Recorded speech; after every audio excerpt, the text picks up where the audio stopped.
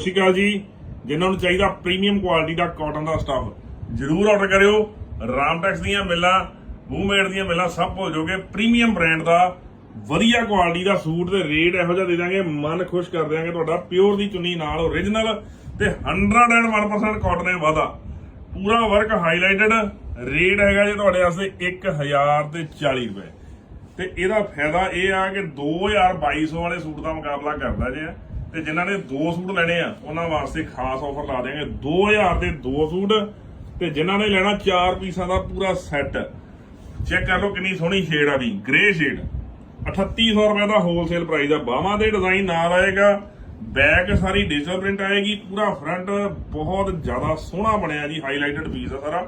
3800 ਦਾ set ਹੋ ਗਿਆ ਜੀ, 2000 ਦੇ 2 ਤੇ 1040 ਰੁਪਏ ਦਾ ਇੱਕ। ਕਲਰ ਕਿੰਨਾ ਸੋਹਣਾ ਦੇਖੋ, ਬਿਊਟੀਫੁਲ ਕੁਆਲਿਟੀ, 100% ਕਾਟਨ ਹੋਏਗੀ। Thank you.